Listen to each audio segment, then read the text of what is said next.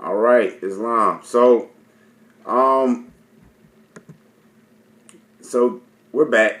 So getting back into it with that in mind, you know what I mean.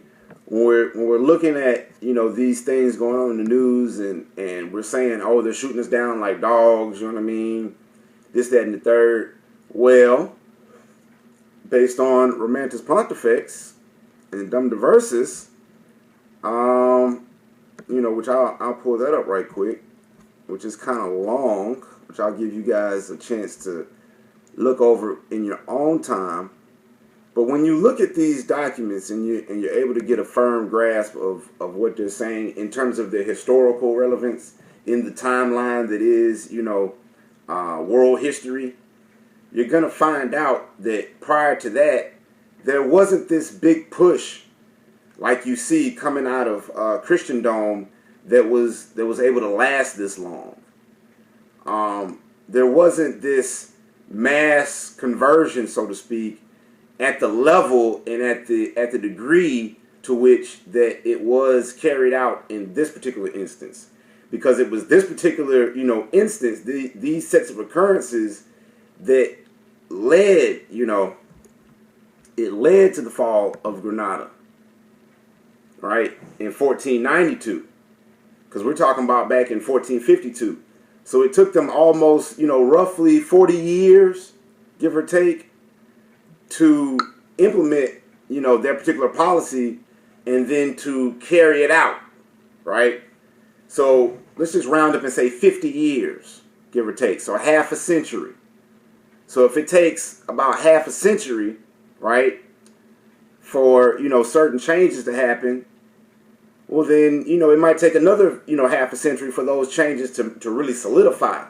So then if you look at the timeline after 1492 and look at that first 50 years after 1492 and all the crazy stuff that was going on then, and the retaliation and this, that, and the four, and going, so on, you will see again more war, more fighting, but this new level, this newfound thing of the Western slave trade coming from Europeans now, not just from Moors or quote unquote Arabs, but now from Europeans on a mass scale, was really just kind of beginning in terms of the being an idea. Because prior to that, who was ruling in this era prior to 1492, right? Go back and find that out. We already know it was the Moors. But really, go back and find out how they got there. Really look at, how Muhammad came. Look at what Jesus was talking about in Revelations and see how those prophecies from Jesus were carried out by Muhammad and later carried out, further by the prophet, Noble Drew Ali. So, when we talk about Moorish science and we talk about it being a complete idea and understanding of things, it's gonna take time to get around that that circle, to get around those degrees. And in previous conversations that I've been having with Moors, there's been a lot of issues with Masons and or Eastern Stars, right? So with that, keep in mind, and I'm gonna grab a book right quick, but I just want you guys to keep in mind that the Moors originally gave the science of masonry to the Europeans, right? We were the original, harbingers or oracles, so to speak. We were the ones who maintained that ancient science in written as well as oral traditions, right? Mainly oral, though, going back, so many generations to the point that it's innumerable. But let me grab this book right quick, and I want to touch on some things that I think may help. You know what I mean? So let's get into it.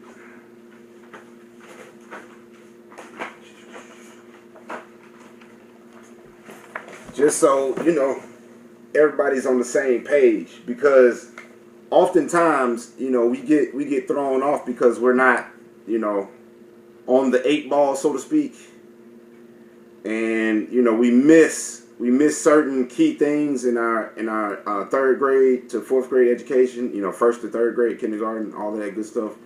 And it's those basics that oftentimes as adults we miss. And so, you know, just like one more thing, just like being able, just like when they call us minors, right? And we sign these documents that only aliens are really supposed to be signing. And, you know, when we get into legal definitions, we find out that an alien is a foreigner. And we know that, you know, a minor is somebody who's technically supposed to be a child, really, in his mind. But they'll connotatively, well, denotatively, it's supposed to be someone who's a child or childlike or incapacitated, you know, incompetent. Or someone who's, quote unquote, a youth, or, you know, not of age for certain things, or the age, you know, ages of maturity. But, you know, that's all relative to whatever culture, you know, whatever context you're talking about. But, you know, for the sake of conversation, let's say 18 and 21, right? For the female, 18 for the females, 21 for the males. All right. But when we're talking about, you know, who it is that we are as Moors, we have to understand, and I made a post about this on, you know, social media, if you follow me on some of the, you know, the different things, about, you know, the fact that we are part as Moors, right? When you're talking about the national side, right? And you're talking about, hey, you know, we'll back up and we'll talk about, you know, the 222-141 and all that good stuff. But just for, you know, for the sake of concept yet again, we are officers, right? We have certain judicial, you know, administrative or executive, rather, pardon my French, we have certain executive offices, certain judicial offices, and certain legislative offices that as Moors, naturally, right, we have the right and, you know, ability to claim and maintain if we have that consciousness and if we're, you know, studious enough to be able to maintain that, because of course you have to be able to maintain whatever it is that you're claiming to be. Otherwise, you're just, you know, running a fraud. So, Black's Law Dictionary, you know, 4th edition, you know, for those who aren't familiar, Moor, an officer in the Isle of Man, who summons the courts for the several sheddings. The office is similar to the English bailiff of 100, right? So then you say, you know, similar to the English bailiff of 100. Well, you know, that sounds pretty, you know, interesting. And then you go and look on a map and, you know, you see something over there, quote unquote, near England. And, you know, you may just leave it there if you know, are not more studious or don't have the eyes to see, the ears to hear, so to speak. But just one thing I really wanted to touch on, and kind of read to you guys from this post, and hopefully you guys can see it on the screen, because it is kind of small. Shout out to Shy Diddy 26 on Instagram, you know, always dropping the knowledge. But I'm gonna try to show you, you know, the picture and everything after I read this to you guys. But I just wanted to try to get this on the record, right? So it says, quote, Moors in the Isle of Man who summon the courts for the several sheddings, comma, are the lords bailiffs, comma, called by that name. And every Moor has the like office with our bailiff of the 100. King's description, Isle of Man, right? And then it says, taken from Law Dictionary explaining the rise, progress, and present state of the English law, defining and interpreting the terms or words of art, and compromising copious information on the subjects of law, trade, and government. Originally compiled by Giles Jacob, corrected by and greatly enlarged by T.E. Tomlins of the Inner Temple Barristers at Law, the 2nd edition, with considerable additions in 2 volumes, Volume 1, 1835, right? And so then it's got this little picture here, which let me, you know, try to lighten it up here. make sure that you guys can see the screen. Right, so let me hold it up just so you guys can try to see the picture. Right, so check that out. Now look what they got on. Right, and I'm gonna find a way to get this up on ActiveSpace so you guys can see this. But check that out. Look what kind of outfits they got on. Right, for all y'all on the YouTube. Look at this. What does that look like? See turbans. See some fezzes. You know. And you see clearly crowns. Lots of, royal garb, right? So, we're talking about an office in the Isle of Man. So let me just go back and read this particular definition. Not the Black's Law 4th, but just from this particular, little link right here from, the social media post, right? Moors, quote Moors, right? All caps, and let me show you guys what I'm reading, right below there. Show you guys. Zoom in. You see that right below there? If you follow me on Instagram, you'll see it. It's all up there. Anyway, Moors in the Isle of Man who summon the courts for the several sheddings are the Lord's bailiffs, called by that name, and every Moor has the like office with our bailiff. So the like office, every Moor has the like office with our bailiff of the 100. King's description of the Isle of Man, right? And then we jump over here to the Black's Law 4th edition. It says, an officer in the Isle of Man who summons the courts for the several sheddings. The officer is similar to the English bailiff of 100. Huh. Man, now, when we jump over to Google, right, and just see what they say about what a bailiff is, right? Let me just screenshot you guys so you can see it. Just for connotative, references. A bailiff is a noun, a person who performs certain actions under legal authority in particular, right? And it says North American, an official in a court of law who keeps order, looks after prisoners, etc. Now, etc. would imply that there's more to it, wouldn't it? Isn't that what that means? That there's more to the job, right? Etc. And let's see if I can find it right quick. If not, we're not going to press it. But I just want to, show that to you guys, and then let's jump down. Latin original. So its origin was Latin. Bejulus, carrier, manager. Old French, bailiff, Middle English, bailiff, right? Going all the way back to the 1800s, according to the Googles. Now, when you see the British, when you see the British right here, it says a sheriff's officer who executes writs and processes and carries out distraints and arrest. The agent or steward of a landlord. The agent or steward of a landlord. Agent or steward of a landlord. So Moors are the agents or stewards of a landlord. And later, when we get into it, I can show you how we are the landlords, So interesting. So we've got these particular positions. We've got a certain, judicial authority. We know that it has to do with order, maintaining order. And in so many words, being the law. All right.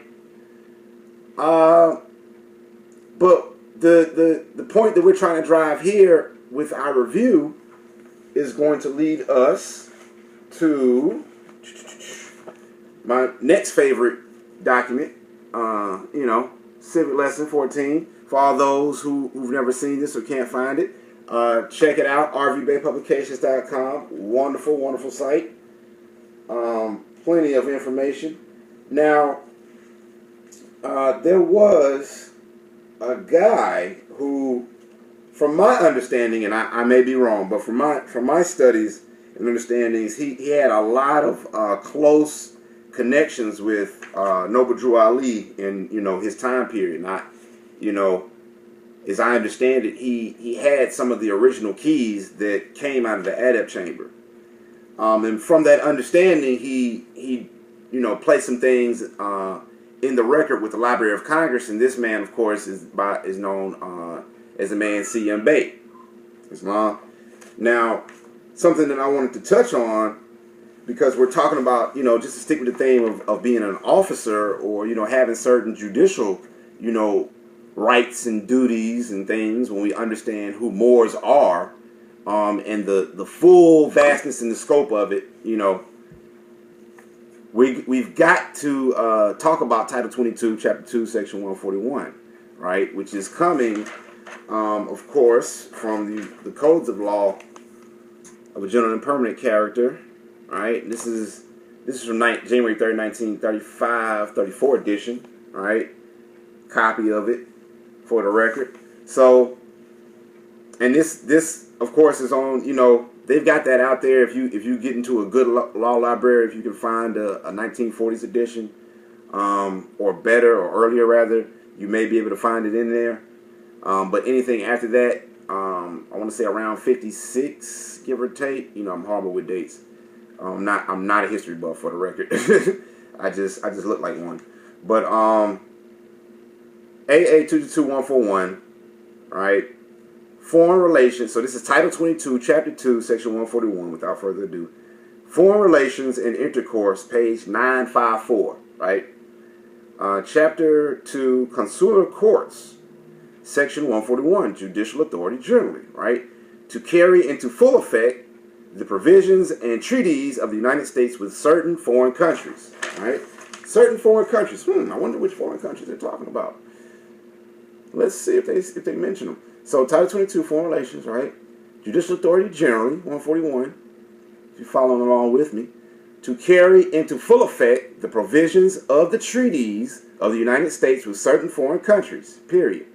The ministers, this is very important, the ministers and consuls of the United States in China, Siam, Turkey, Morocco, Muscat. Hold on, let's back up. The ministers and consuls.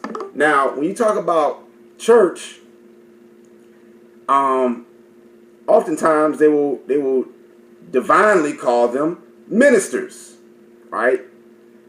And when you look at, how things are set up as far as, government and everything, you will find administration, and when, a woman, throughout her cycle and everything has her menses, that's also known as menstruation. Again, another form of divine order in process, right? Let me reset the room here. So all of these things, so we're back. So yeah, all of these things are talking about order, on a higher level or divine level or a more mundane level, right? So for the sake of conversation today, let's keep it, in terms of profit, divine and national, right? So the divine side might be termed as ministers, those acting on the, national side may be termed as consul, right? And there's various titles in between, of course. We're just talking about the language here at Section 141. But it says, getting back into it, ministers and consuls of the United States. And let me just reset right quick just to make sure that the room is, all in order. Because, we sometimes have some technical difficulties going on in the background, but, we're not gonna try to hold that, up too much. So they'll catch up, if not, you'll see it on YouTube.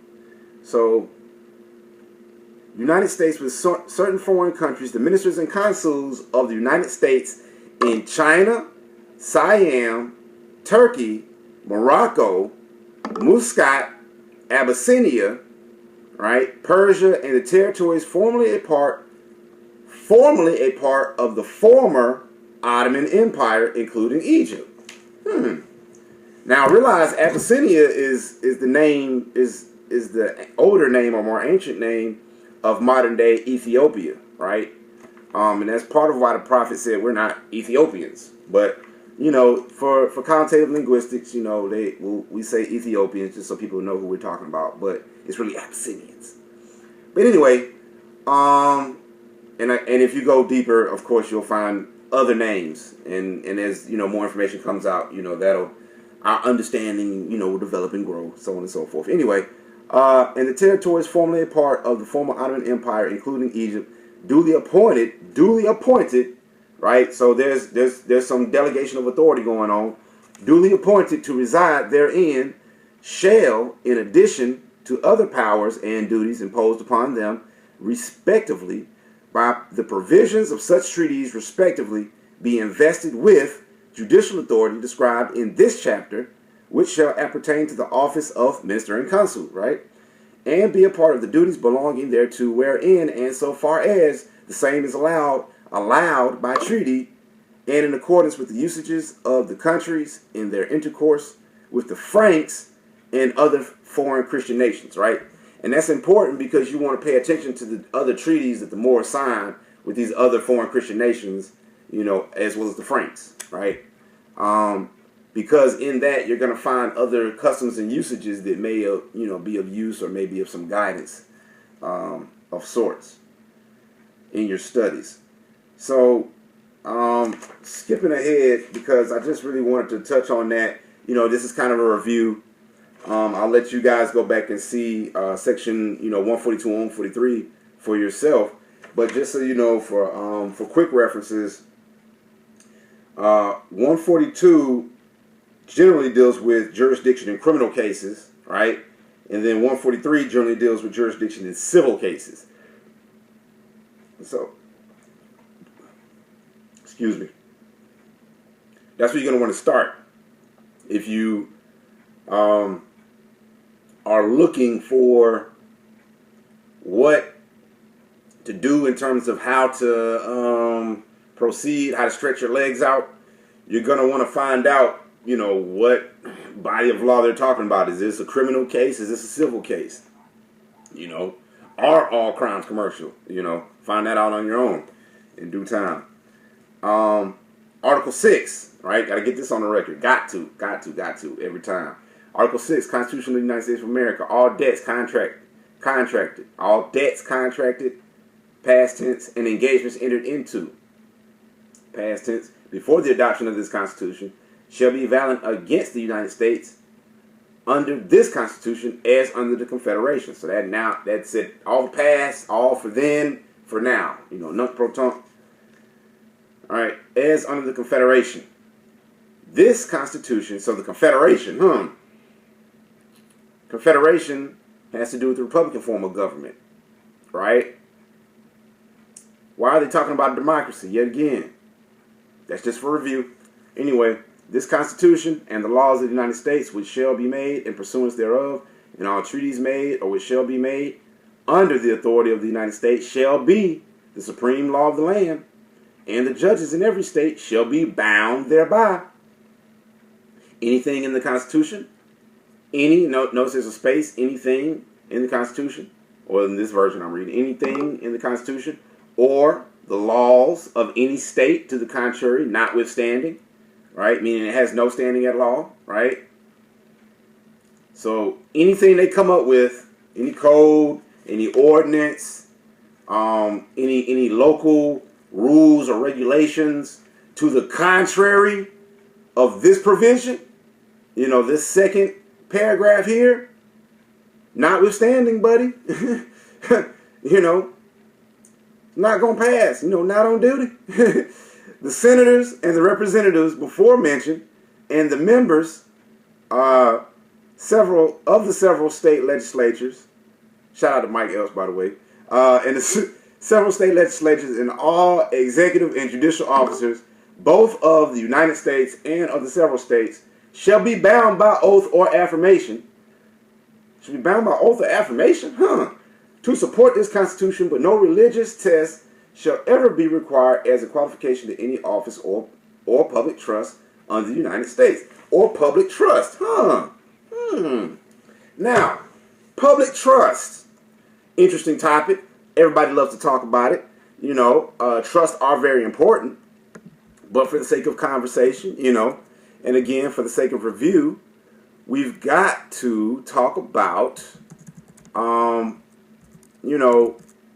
where these concepts come from. So when we talk about trust, or trust as we understand it in today's terms,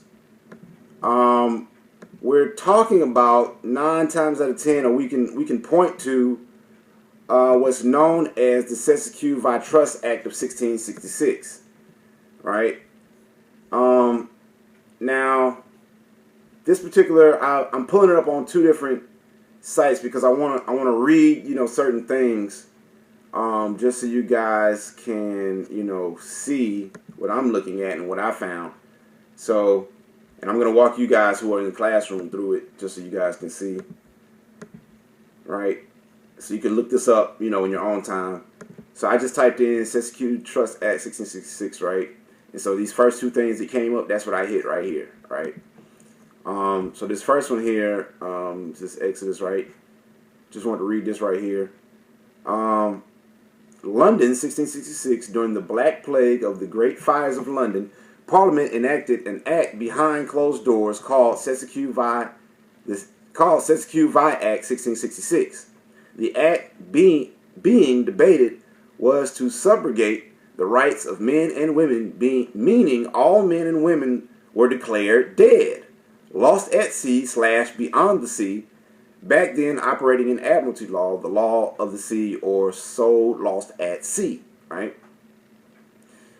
And notice that the Pope, and the Vatican calls itself or acts under the auspices of the Holy See, right? And then you have the dollar bill and the all-seeing eye, right, which is supposed to be, representative of that pineal gland that sits over your 2 eyes are right up in here somewhere, or sorts, give or take. I may be wrong, but anyway, I'll let you guys again do your own studies, do your own research. The state London took custody of everybody and their property into a trust. The state became the trustee / husband, holding all titles to the people and property until a living man comes back to reclaim those titles. He can also claim damages. It says when capital letters, and this is Moore's already understand, when capital letters or all capital letters are used anywhere in the name, this always refers to a legal entity / fiction, company or corporation, no exceptions, right? So Cestui Trust, pronounced Cestui or Sete, Seteke, common term in New Zealand and Australia, straw man, common term in the United States of America or Canada, right? So I'll let you guys, check that out. Notice it's got a lot of other good info there, but of course always cross-reference. Now this is a little bit more interesting, if I don't say so myself, because this is off of legislation.gov.uk, right? So this is, again, not new Nagi. This is just what I found in my research. So let's just read this for the record. An act for, so this is Cestui Act 1666 for all those, 1666 chapter 11, 18, and 19, chapter 2, or CHA2. An act for redress and inconveniencies by want of proof of the deceases of persons beyond the seas, or absenting themselves, upon whose lives estates do depend.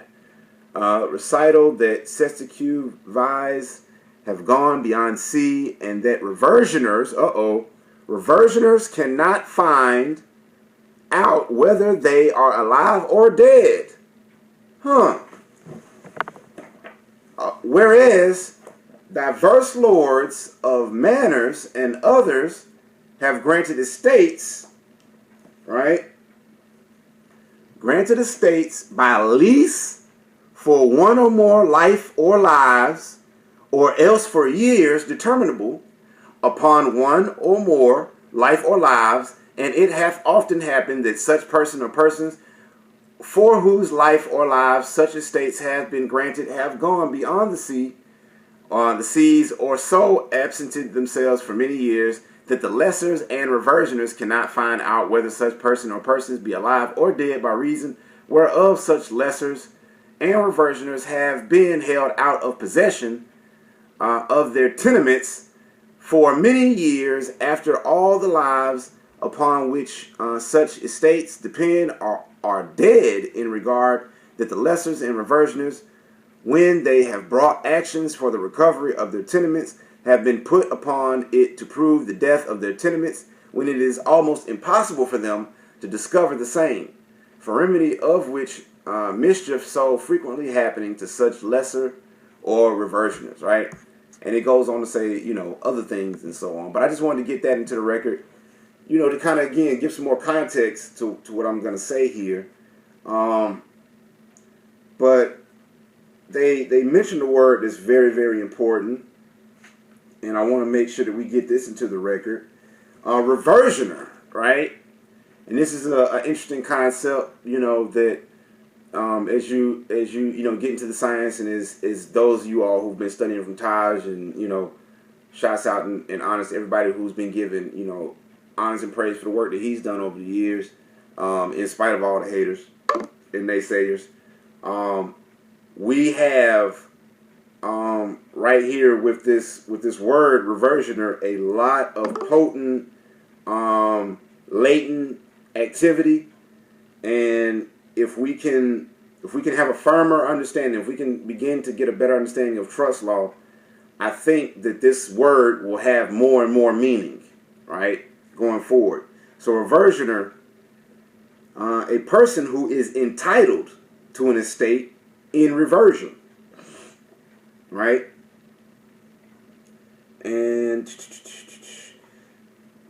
then by an extension, and I just wanted to place where reversion was, by an extension of its meaning, one who is entitled to any future estate or any property in expectancy, right? Right under it says revert, to turn back, to return to. Then it says with respect to property, to go back to and lodge in former owner. To lodge in, right? To stay, to live, or to reside, okay? To lodge in former owner, to put with former owner who parted with it by creating estate in another which has expired, or to his heirs. In a loose way, the term, quote, revert to, end quote, is sometimes used in a will as the equivalent of, quote unquote, go to, and where the language of a will so indicates, it will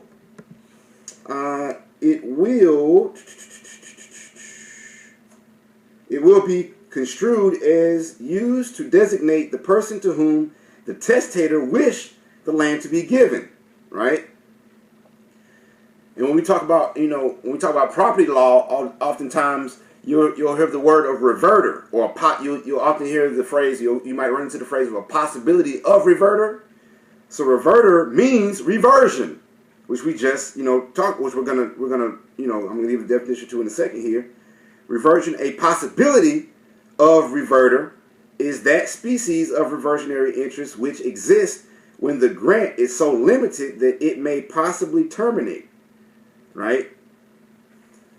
Which, as Moors, we're not really dealing with a possibility of reverter, because our right to re-enter our estate never terminates, because the prophet has already reestablished it. He's already put it in the form of an express trust. Islam. And if you think there isn't an express trust, just go online to the Cook County website. Check out, punch in the numbers for our authority, trust. And if you've got the document, and I might have it on hand here, if I can get to it, in a reasonable amount of time and read it off to you guys. But punch it in, and you're gonna see where other people have made various entries and amendments to the trust. And if you understand, trust law, you can make amendments if you are a party, for the sake of, if you're a necessary party, right?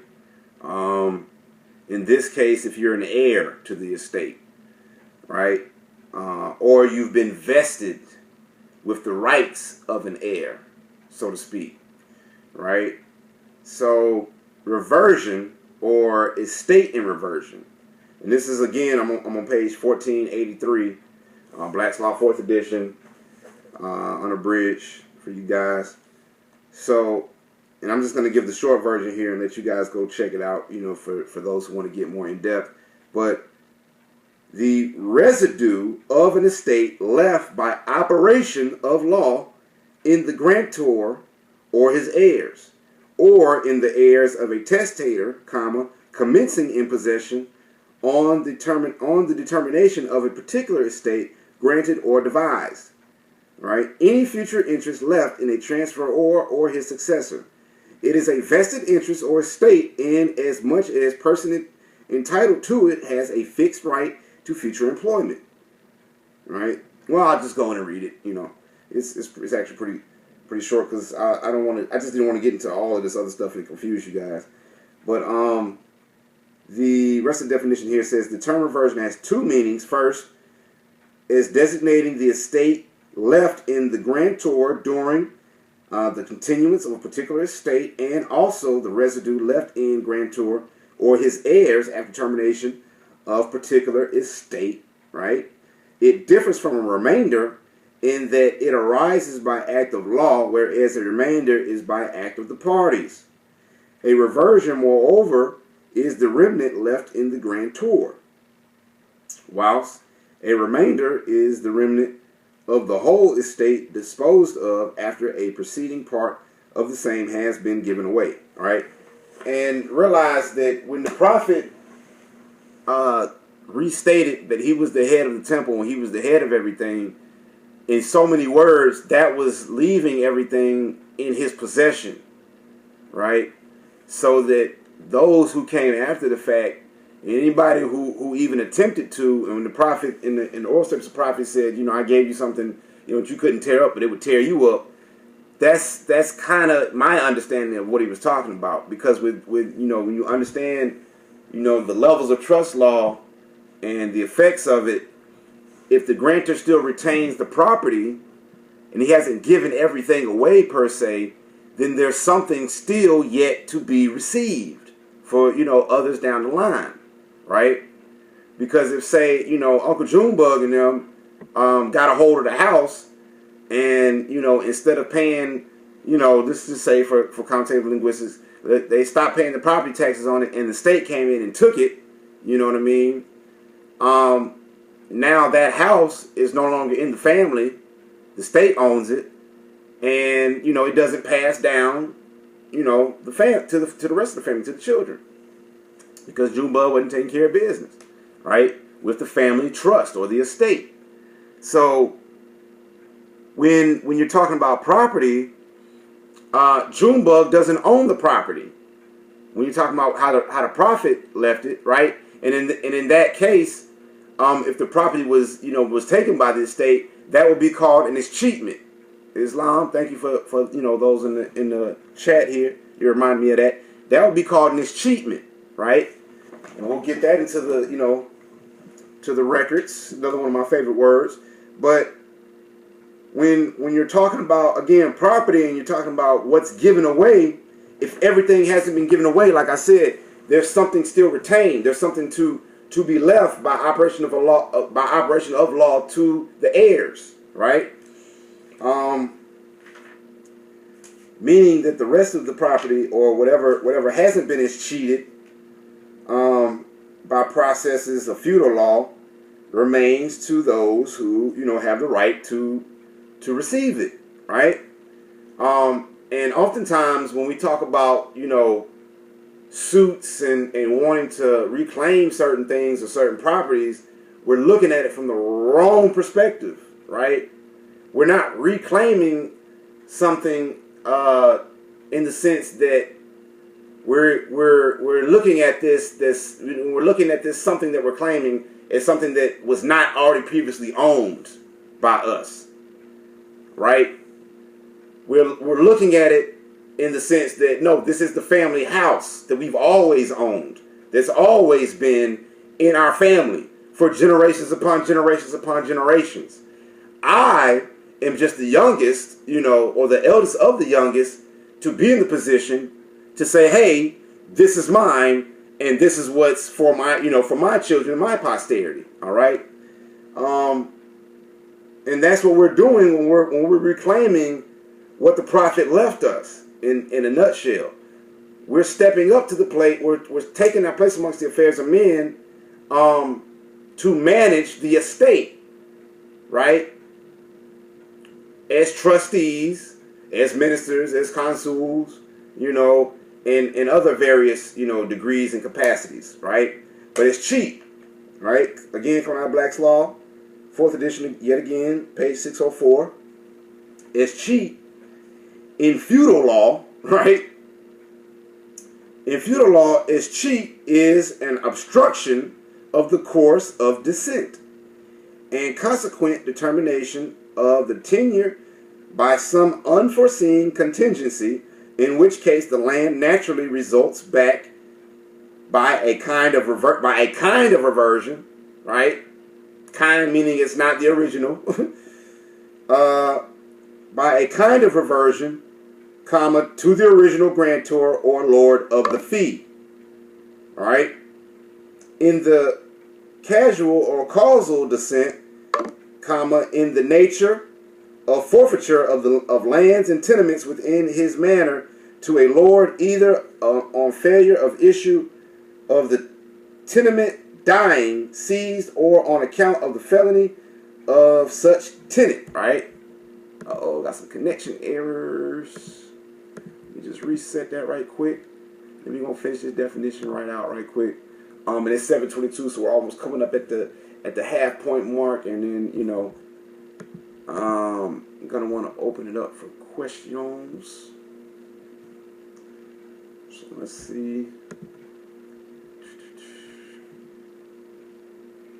All right. So yeah, in the grand scheme of things, you know, again, we're trying to prevent escheatment, right? We're trying to acknowledge where escheatment has happened, and then reverse that by making a claim, putting a claim of reversion on top of that, right? Because it's that claim of reversion, it's standing in our birthrights, being ourselves, being, you know who we are, being the truth and standing on the truth, that by simple process of law entitles us to the vast estate, right? So that when we're talking about doing other things with the vast estate, it's not a question of, you know, who owns it anymore. It's just a matter of which one of the Moors owns this portion, or which one of the Moors is maintaining or controlling this portion for the good of society, right? Because as Bays, you know, laws enforcers, and the Eels, lawgivers, you know, we're supposed to rule the land. So that society, you know, civilization can be maintained and, you know, can continue. But when man, you know, does man in such a way that is inhumane, is unjust, then oftentimes you will you'll run into problems. You know what I mean? You get conflict. When you don't look at your fellow man as your fellow man, and you there's always this othering, you know, that happens where I am human, but you're something else. You're from somewhere else, you know, of something else. You know, at the end of the day, that I, you know, have no being, you know, nothing to do with. And we all know that's a fallacy, because when we get into, you know, the science and the mathematics of things, you know, we know that everything can be reduced down to numbers. And we know that the quote-unquote elements of life in the world, of the universe, right, are all within man, right? All of the things that are in the stars reside within you. You know what I mean? All of, you know, in so many different ways and so many different, you know, stages and phases, so to speak. You are the universe. You know what I mean? And everything that happens at the macro level, you know, you are a representation of on the micro level. You know what I mean? And vice versa. So if you want to know, you know, how to control the universe and the world around you, you have to begin to control yourself. You know what I mean? You have to be able to maintain yourself. Otherwise, you'll constantly be trying to do something that's not not even feasible at the end of the day. Why? Because you are too busy trying to do other things that at the end of the day don't even reside within you. You're not reaching from a place that's even attainable. In so many words, you're reaching from the inside to get to the outside, and that only can be done metaphysically. That only can be done in the workshop of the mind. You know what I mean? Because I in my lifespan, probably could travel the world, but I could get there a whole lot faster with my mind. You know what I mean? With the power of visualization, right? I would be able to get to the sun a lot, faster than 8 minutes if I imagine myself there, right? Or if I imagine myself, moving from one spot to the next, or if I imagine myself having a particular experience prior to it already coming about. That's what true manifestation is, or at least that's what it entails from my understanding. When you want to, get to the root cause, it's always going to lead back to you. It's always going to lead back to man. So don't ever be scared to study yourself. Don't ever be afraid to, want to learn more about yourself or to look into, the things of the past that happened to you, or to, like some people that are really scared to look at their zodiac charts or their wheels. And, because they have various, connotative understandings of it that have nothing to do with the actual facts, the circumstances and the situation. And oddly enough, I'm locked out of my own room here. That's interesting. So whoever is in the room, they need to go on and let me back in my room. I'm not going to be locking this anymore. But, so we've got that going on. And then we've got other people who are saying that, that it's the devil, or it's evil. And really they're talking about their genitals, their lower self most of the time. And if you don't, control those carnal desires, that carnal nature, well, of course bad stuff is going to happen, quote unquote. But that depends on, how you look at it, which end of the polarity you're talking about. Because when you start talking about the 7 hermetic principles, what's down is up and what's up is down, so to speak. You've got to understand that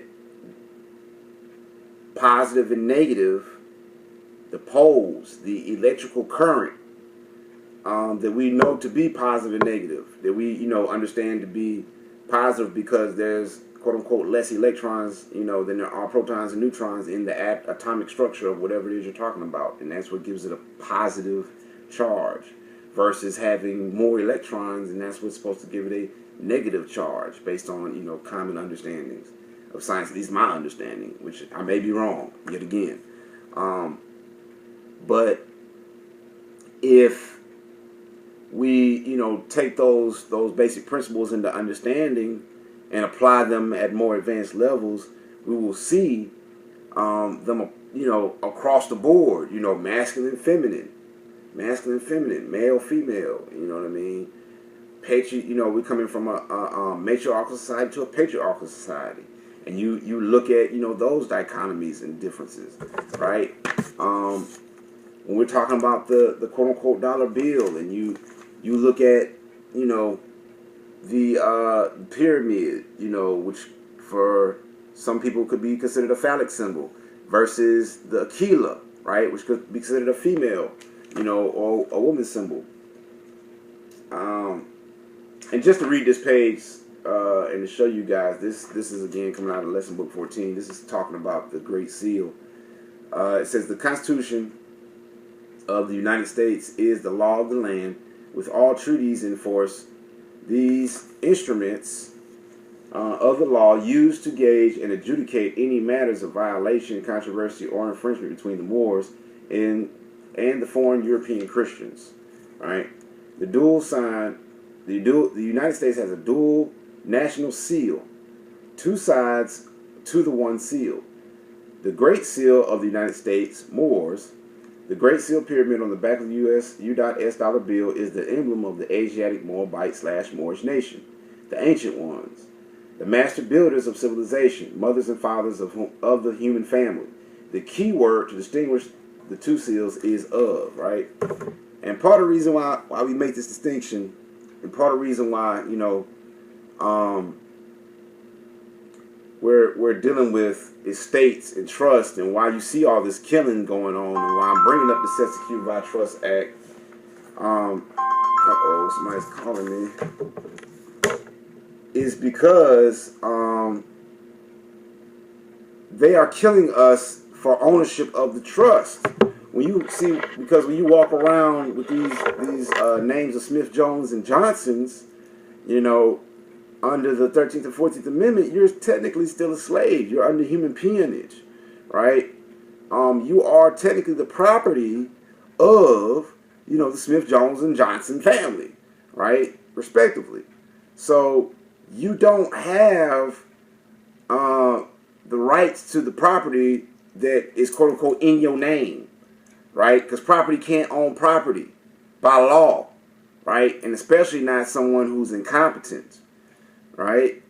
As a minority, right? Because it's not what they call you, again, it's what you answer to. So when you answer to being an incompetent minority, then you'll be treated as an incompetent minority, and you'll be cut off from your vast estate yet again. But again, in that lack of knowing, we're vulnerable as a people, because again, Smith, Jones, and Johnson, they can lay claim to that estate. And like what I read earlier, talking about the Cestui by Trust Act, 1666, those who were family members, of the deceased, who couldn't find the deceased, or they were so lost or gone at sea, for so long that nobody could find them, the estate, the property in the estate, had to be transferred over. And so the courts, quote unquote, the bench, right, the royal courts, had to come up with a process to legally move the property from one title, from one individual's possession to another, from one estate to the next, transfer title of ownership, right? And this essentially, in a nutshell, became known as your chancery courts. But for the sake of conversation, was done through trusts, right? Family courts today, in today's terms, they'll do this sometimes there, or in your county courts. Used to be sometimes your consular courts, which they shut down. All the active ones already know why when and why that happened.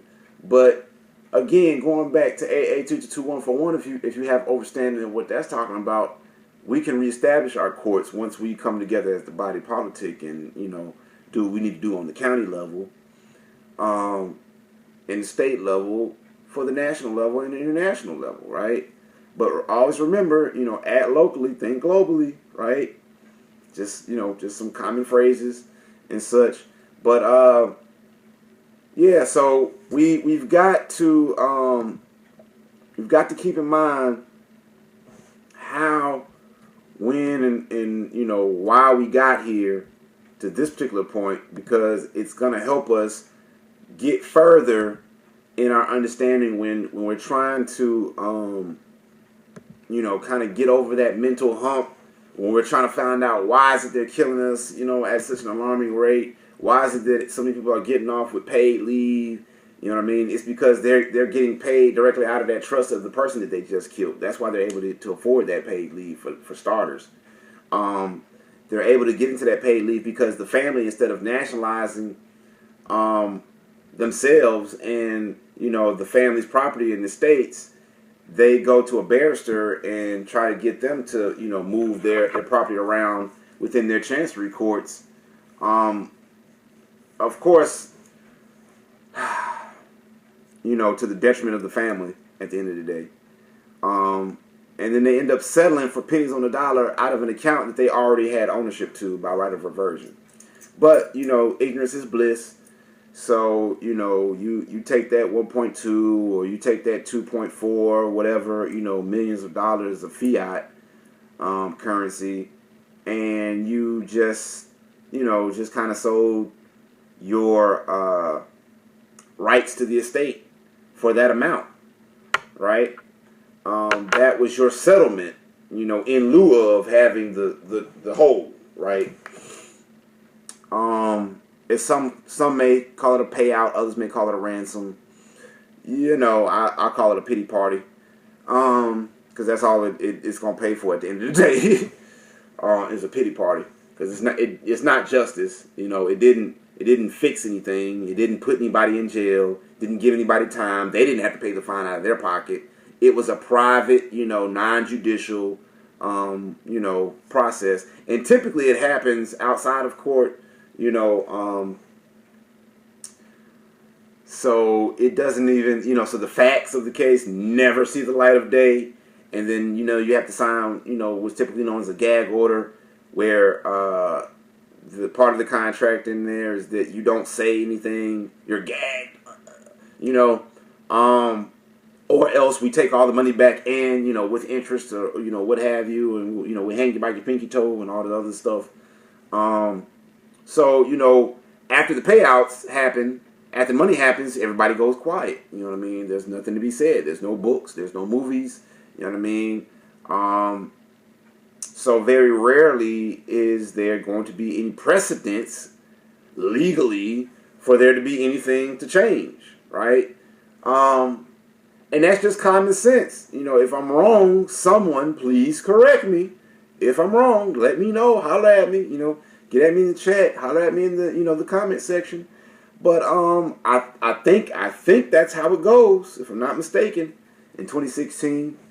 And hopefully it'll change, guys. I'm not just being facetious here. I really want you guys to pay attention to what we're talking about here, because these things matter. These are the things that kind of get the ball rolling. If you haven't noticed, these are the things that kind of get that light bulb moment going off for people, to be able to maybe make some different decisions, because you always have choices. You always have decisions. You're never truly, with your back against the wall, unless it's like life or death, right? Because it's typically usually an out, you know what I mean? And there's typically usually a better way, right? But you have to look for it, okay? So part of what we're looking for here is to, again, have a better understanding and to kind of open up what it means to be a Moor, and how to be more effective in that, and what in the world do Moors talk about when they talk about delegation of authority order? Why is that? Why is it that we talk about these things? Why do we harp on these things? Well, it's because if you've been giving certain authority, right? If I'm a principal, right, in a contract situation, and I drafted the contract, I'm the one with the money, right? I'm the boss, so to speak, right? And I have someone up under me who, has certain other capabilities, but I'm necessarily not going to go out there and do that. I might appoint them as my agent to do it for me, right? To complete the task, right? So in appointing them as an agent, based on common sense, I would need to give them some proof that I gave them authority, right, to act on my behalf. Okay? When we talk about the Constitution, right, and like what I read earlier under Article 6, and talks about, these particular offices are bound by oath or affirmation, right? In there, in that oath of affirmation, I think they have something, something about that oath may say something about, protecting against all enemies, foreign and domestic, right? Realizing that, foreigners or people who aren't from the land naturally, and domestic or people who are domesticated within the land, could be anybody, for lack of conversation and time, it could be anybody, like anybody could fall under that category, so it's pretty broad, right? But what's going to separate you is your actions, your activity, how you express yourself, when you express yourself, the way you express yourself, you know what I mean? Which a lot of people try to put a lot of parameters on, but most of that is ruled by the Constitution, not by their opinions. Sorry, your opinion's great, as wise as it may be, that's not the law of the land most of the time. You know what I mean? Now, there are opinions that are rooted in the law of the land, but again, your opinions are not the law of the land. They're just opinions. So when we talk about the law of the land, it says that the treaties, right, are the law of the land, and all treaties made and which shall be made, right? So then we back up and we talk about the Treaty of Peace and Friendship, 1787, 1786, give or take, right? And then all the subsequent treaties with the Barbary powers. That's the law of the land, right? Article 25 says, well, there's an article in there that says something about a 50-year land mandate or land grant, right? So for the sake of conversation, let's look at it in the terms of a leasehold, right? So if I've got a leasehold, right, you've got an apartment or, a lease on land, you've got a 50-year mortgage, so to speak, you've got a certain amount of time that you've got to pay on this to maintain your presence, your ability to reside in the area, right? And for the Europeans being in Morocco, northwest of Amexem, their rent payments came in the form of tribute payments, okay? Gold and silver, knives, forks, spoons, and other utensils, bars, and so to speak. But these are poor Europeans. They were just kicked out, from England and everything. They didn't really have too much. Let them tell it. But this is what they were paying to the Sultan, on a yearly basis, or every time a new day ascended the throne, or a new ruler, right? And they got kind of tired of that, and then I'll read this letter to you from George Washington that will tell you in so many words that this is our land, right? He was making these treaty payments, but then also that your boy Georgie was not the first president, right? He was appointed, right? And all presidents are supposed to be voted, into their positions. But he was appointed, right? So, just give me a second here.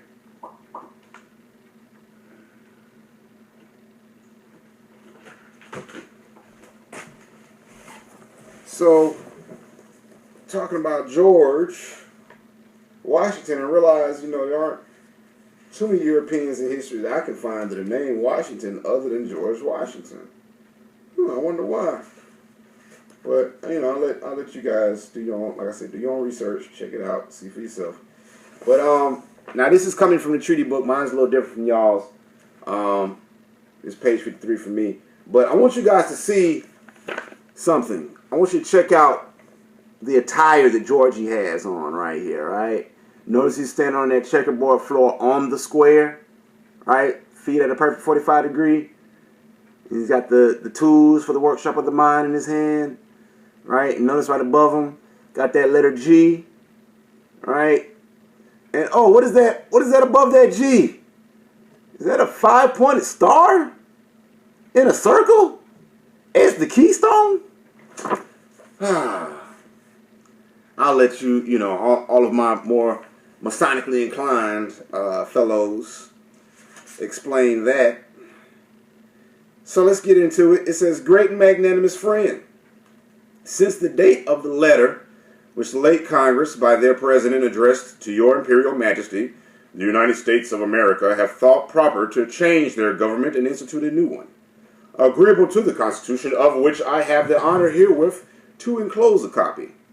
The time necessarily employed in the arduous task and the disarrangements occasioned by so great though peaceable a revolution, we apologize and account for your Majesty's not having received those regularly advised marks of attention from the United States, which the friendship and magnanimity of your conduct toward them afforded reason to expect. The United States having unanimously appointed me the supreme executive authority in this nation, your Majesty's letter of August 1788, which by reason of the dissolution of the late government remained unanswered, has been delivered to me. And the reason why I was unanswered is because they knew better, right? Knew better than to come incorrect, with empty-handed. I have also received the letters which your Imperial Majesty have been so kind as to write in favor of the United States to the Bashars of Tunis and Tripoli, and I present to you the sincere acknowledgments and thanks of the United States for this important mark of your friendship for them. We greatly regret the hostile disposition of those regencies toward this nation who have never injured them is not to be removed on terms of our power to comply with within our territories there. Within our territories there. And so on and so forth, yada yada yada. I'll just end it there. So the arrangements, right? And they mentioned the treaty in here. The arrangements this going on here, and just at the end he says, "May the Almighty bless your Imperial Majesty, our great magnanimous friend, with his constant guidance and protection," right? So they know who the Sultan was. They knew the honors that they were dealing with. They knew, what was going on here. But for whatever reason, we sit back and in today's times are left with, some questions as to what's going on. Like, what does that mean, for today? And that's why I touched on AA222141, because what that means in so many words is that, you had the treaty, some shenanigans happened, for summing up purposes. And around, 56 in the 1950s, the French relinquished jurisdiction over what's, presently known as the Kingdom of Morocco, right? Which, when the empire receded, it receded into what, we modernly call the kingdom. But that from that point, everything in terms of the empire was restored to its, original character, to the heirs. So when you talk about reversionary interest, okay, there's no need for the court to, jump through any special hoops to say necessarily that you've done this or that you don't, have to do that. It just already is. Okay? It just already is. What you're doing is putting the paperwork forth to make your position known that you are making it, your position at this given time to clear up any confusion from, any previous goings-ons and other shenanigans, right? So that now you can step in and move forward as the heir, with that reversionary position, doing what you need to do. So just, putting that out there so that you guys are clear on things. But again, be aware when you're talking about this ex-rail, this ens legis, this straw, you're talking about the cestui trust at the end of the day. You're talking about, that quote-unquote Social Security account that everybody is, that mark of the beast that everybody's talking to that you have to use to transact business in. so to speak, which the prophet told you not to throw away for a particular reason, right? Because it's going to be used to show proof, to show as proof that you've been involved and caught up in human trafficking. You know what I mean? And woe to those who trying to get a benefit from it because guess what? You just signed on to be a human trafficker, right? If you're not careful in how, you word things and this, that, and the third, and if you're just using, boilerplate language without a true understanding of what's going on.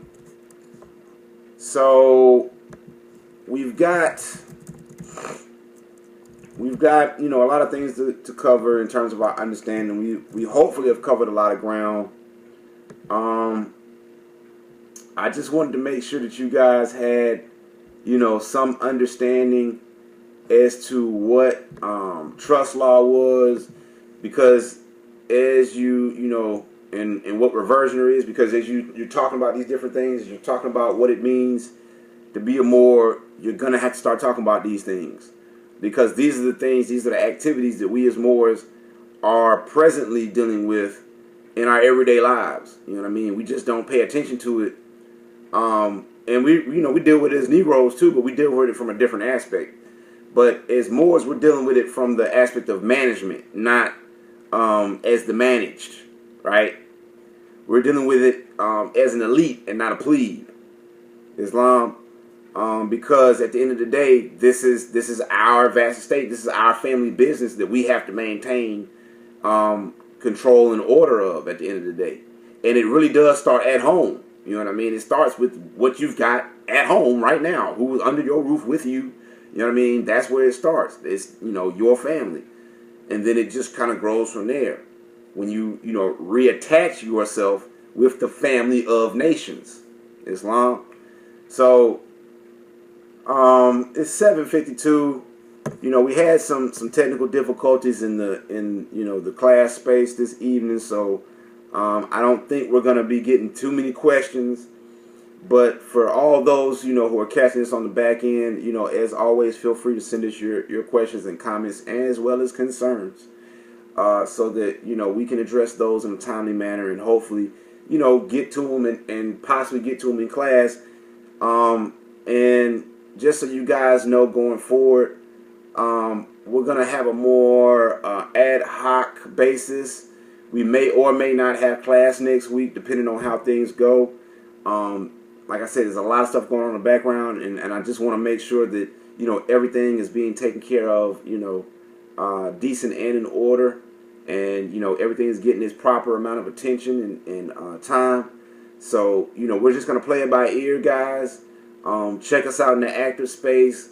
Let me know what you're thinking. Let me know what your thoughts are. If you just joined us, thank you.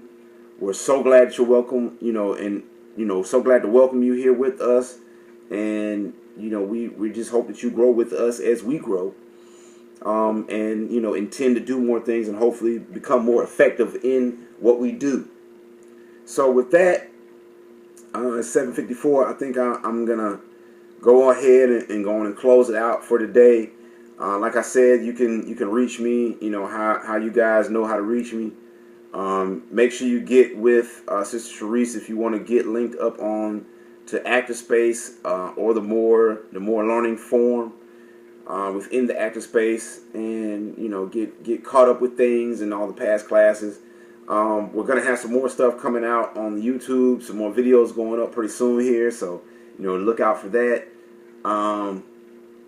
And just get ready, man. If you guys aren't already studying, remember, study is the motto. That's the phrase that pays. Shouts out to all the Moors in Pittsburgh, who went for the conference this past weekend. It was wonderful. I heard, had some hiccups here and there, but nothing the active Moor couldn't handle. So shouts out to them. Shouts out to my Khalifa Moors with the Moor Unity clothing line that's already out. Go check it out. Go look it up. YouTube, Google, Moor Unity clothing. A lot of great stuff coming out of coming from the active Moors. Renowned Royalty. Go check it out. Sister doing a lot of things. If you're already on the active space, check out the Astrologics application. a lot of great stuff going on with that. Updates, just so you guys know, from MoorishdDirectory.com.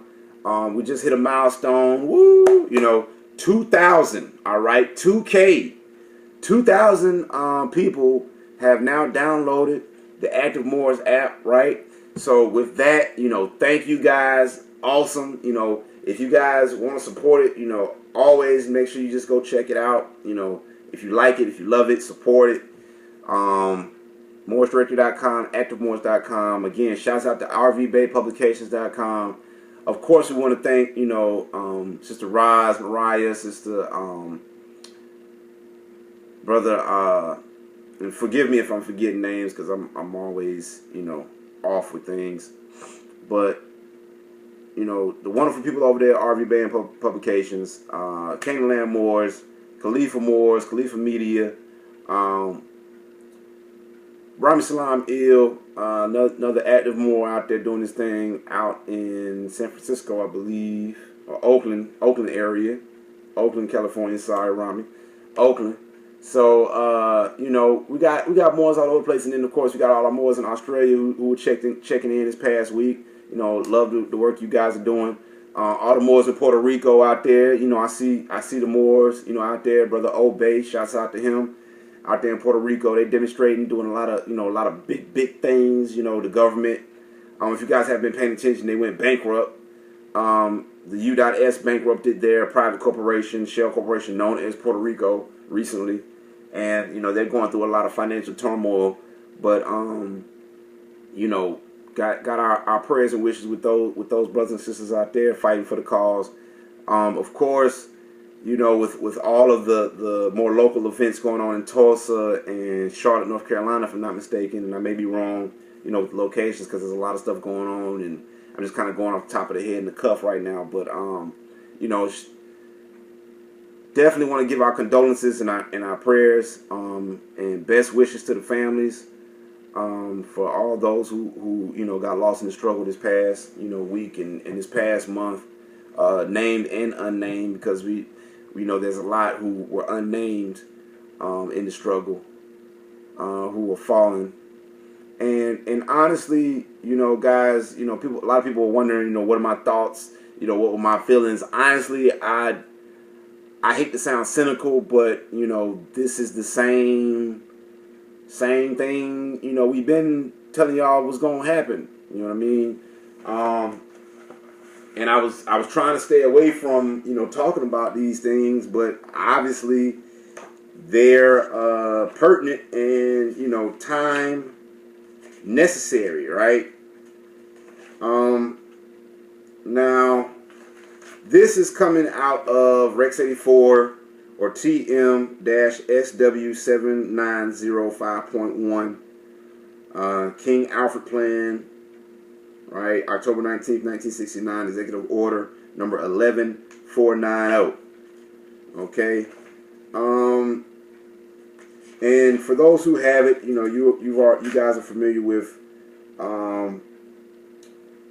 the letter, and I want to read some of this into the record so that you guys are aware. Right, and this is just something, because I'm in closing. Just a couple of things. So this is a letter to, I believe, to the Attorney General, or to the Attorney General, dealing with the Department of Defense preliminary memo, right? And this is coming from the note on page 374, right? Which Taj has already read this before. And such, and Brother Cujo has mentioned this before. Other people, other Moors have mentioned this, but I just wanted to, read this into the record so that people are very clear as to who's who, based on activity, not words. Infiltrated organizations under surveillance: 1. The Black Muslims. 2. Student Nonviolent Coordinating Committee, SNCC. 3. Congress of Racial Equality. 4. Uhuru Movement. 5. Group on Advanced Leadership, GOAL. In parentheses, got GOAL. 6. Freedom Now Party, FNP. 7. United Black Nationalists of America, UBNA. 8. The new Pan-African Movement. 9. The National Urban League, NUL. 10. The National Association for the Advancement of Colored People, NAACP. 11. Committee on Racial and Religious Progress, CORAP, or CORARP. Note, at the appropriate time, to be designated by the President, the leaders of some of these organizations are to be detained only when it is clear that they cannot prevent the emergency. Working with local public officials during the first critical hours, all other leaders are to be detained at once. Compiled list of minority leaders have been readied at the National Data Computer Center. It is necessary to use the minority leaders designated by the President in much the same manner in which we use minority members who are agents with central and federal. Right? And we cannot, until there is no alternative, reveal King Alfred in all its aspects. Period. Minority members of Congress will be unseated at once. This move is not without precedent in American history. All right? Attorney General Preliminary Memo, Department of Defense. This memo is being submitted in lieu of a full report from the Joint Chiefs of Staff. That report is now in preparation. There will be many cities where the minority will be able to put into the street a superior number of people with a desperate and dangerous will. He will be a formidable enemy, for he is bound to the continent by heritage and knows that political asylum will not be available to him in other countries. The greatest concentration of minority is in the Deep South, the Eastern Seaboard, the Great Lakes region, and the West Coast. All right? So they already know who you are. They already know, your capabilities, right?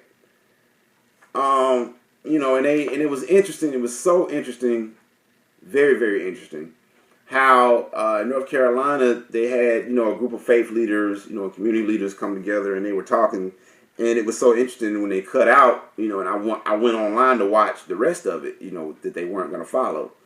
And when they did that, they mentioned something, and they said, they was talking about the rioters, and they were saying, hey, basically in so many words, if you're going to test some stuff up, test some stuff up that we don't own.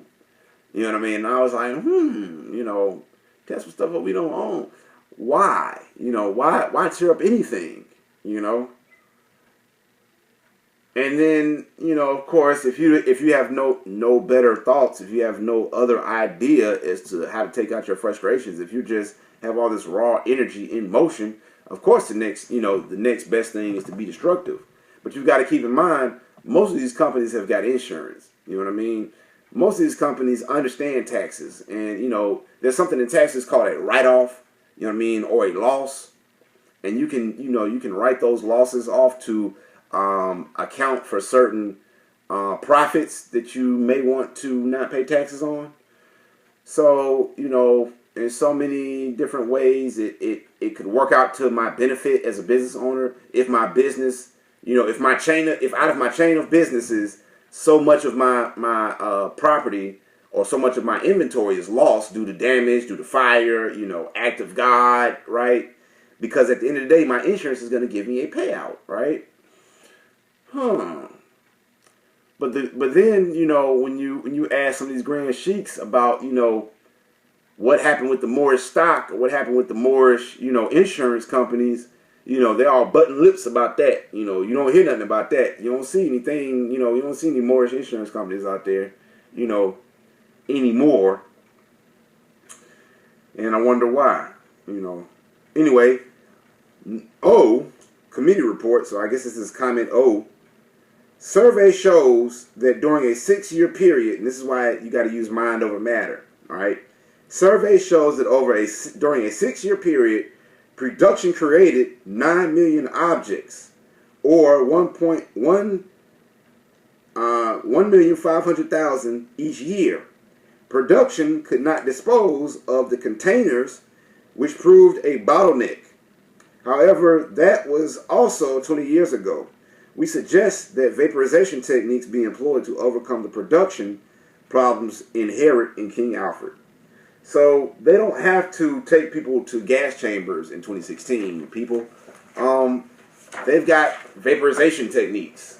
And if you were paying attention at all, right, to the Occupy Wall Street or to like any of the protests that happened out west, or any of the major protests they had in Ferguson, right, and you saw what looked like news vans or like Bearcats, and they had these satellite dishes on the top.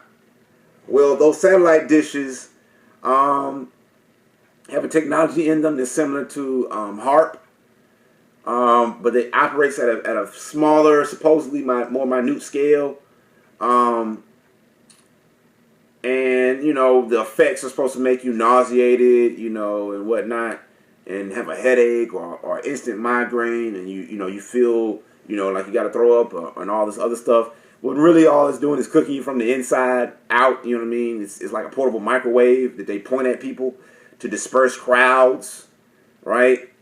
But I haven't seen any tests, and I would love to see some tests on what prolonged exposure would do to the human psyche as well as the human body.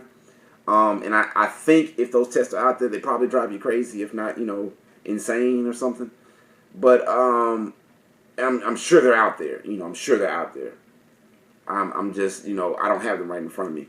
But these are things that we need to pay attention to when we're talking about, protesting, and we're talking about these quote-unquote acts of civil disturbance or civil unrest. You know what I mean? I'm more so, in line with the boycotting, side of things, because economics and economic freedom is way more important to somebody who lives off of economics, right? Because as poor people don't really live off of economics. We live off of subsidies. That's not real economics. Because economics involves, a will to do something or to be industrious. Subsidies just require you to, just kind of be in an indigent position. And as long as you can maintain that level of indignation,